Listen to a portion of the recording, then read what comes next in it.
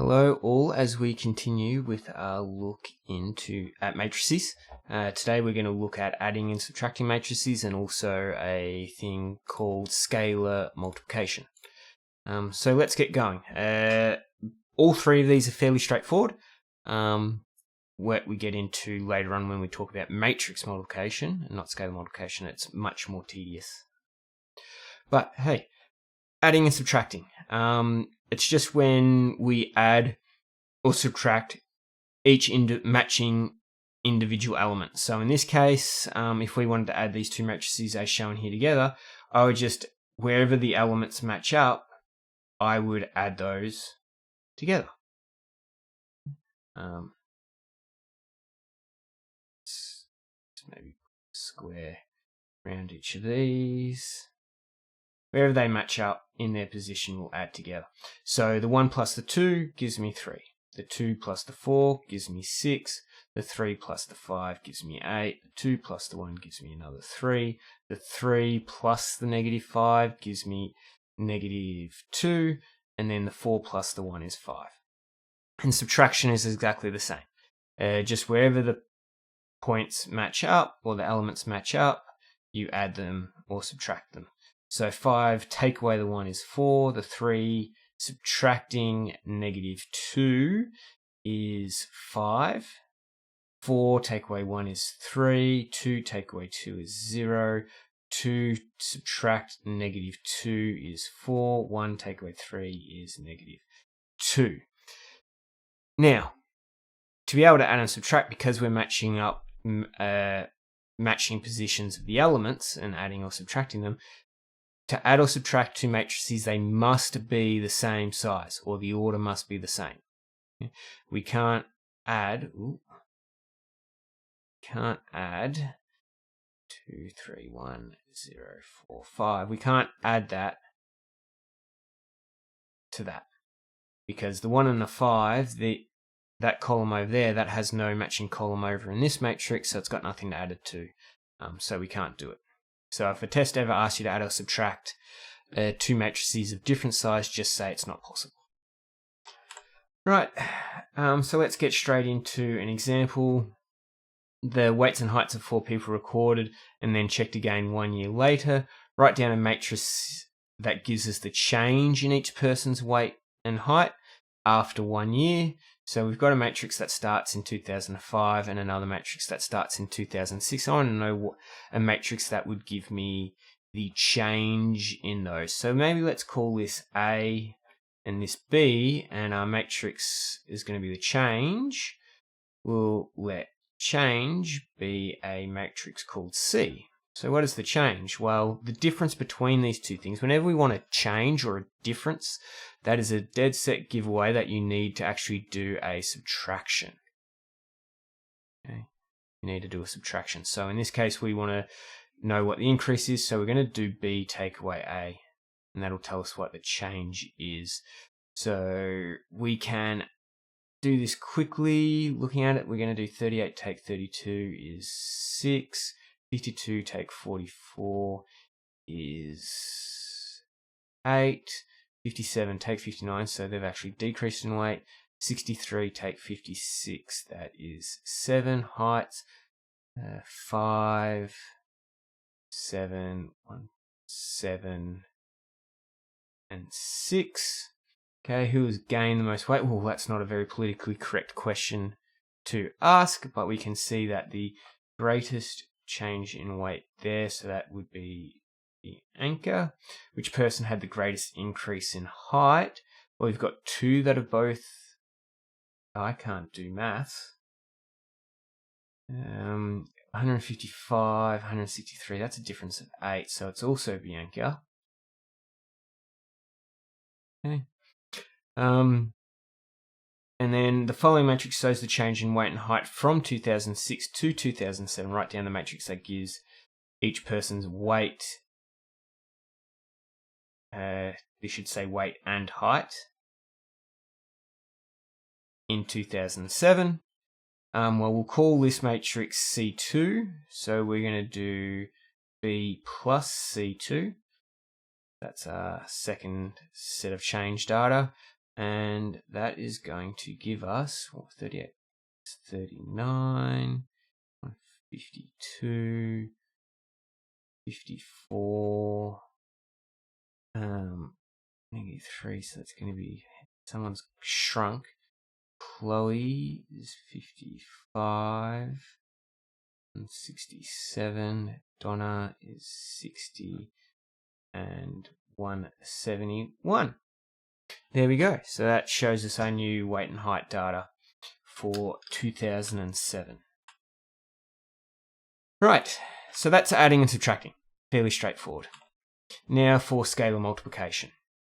Scalar multiplication is when we multiply what's called a scalar. In terms of matrices, there's these things called a matrix, vector, and then scalar. A scalar, which is this thing, is really straightforward, is a single number.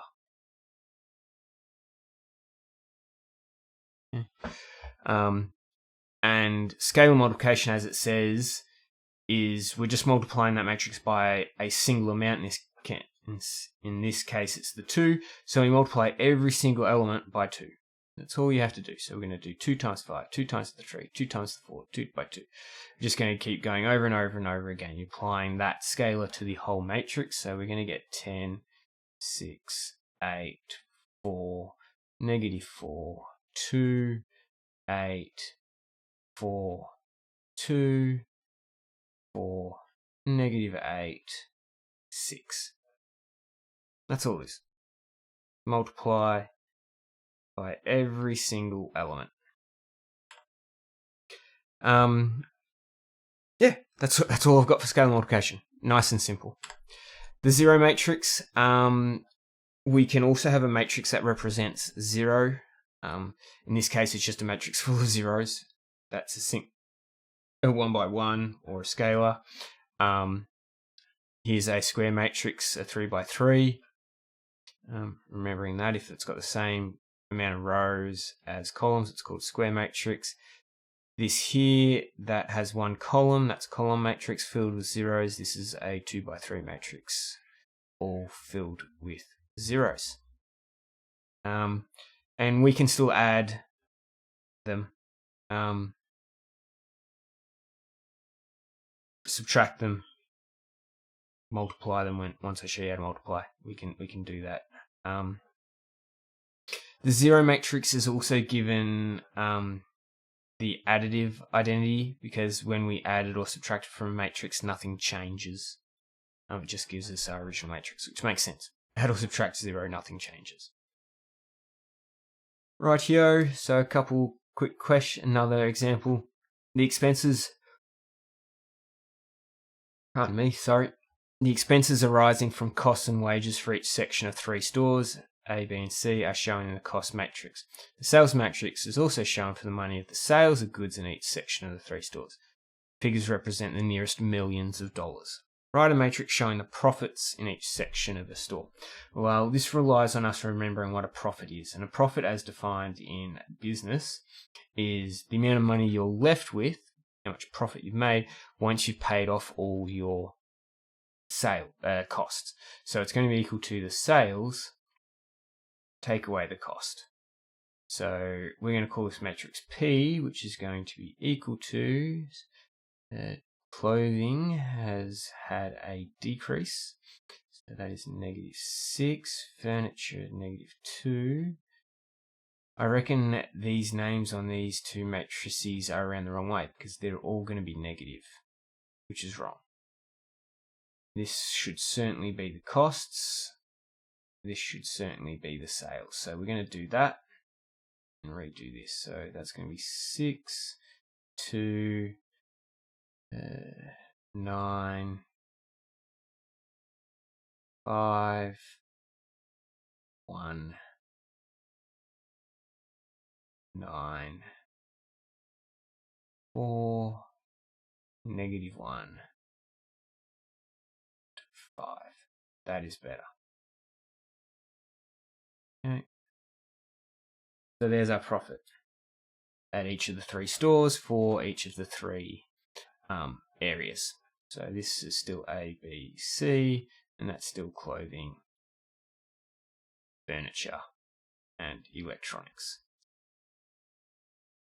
Okay, if 30% tax must be paid on profits, show the amount of tax that must be paid by each section of each store by writing an equation with relevant matrices. No tax need to be paid if the section has made a loss.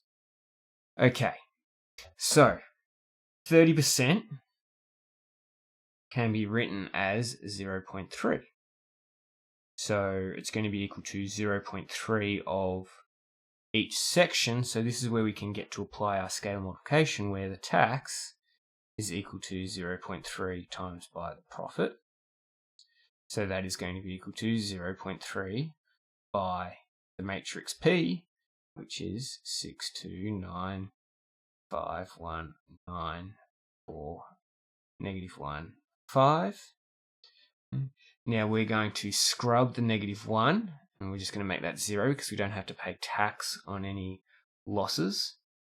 So from there we finally get 6 times by 0.3. 6 times by 0.3 is 9 on 5.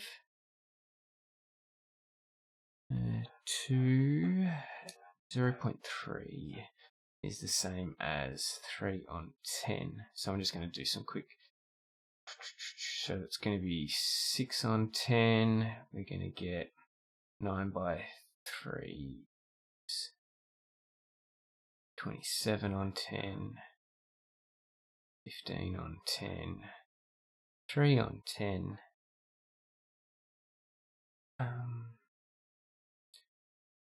7 on 10. 12 on 10. 0 and 6 on 10. Now you could simplify all of those down or convert them to a decimal, but that would be how much each section of each store would pay on tax. So that's a really handy way of using scalar multiplication. There's examples of how to do operations on your CAS. So it's as simple as either you can do them directly, so plus that,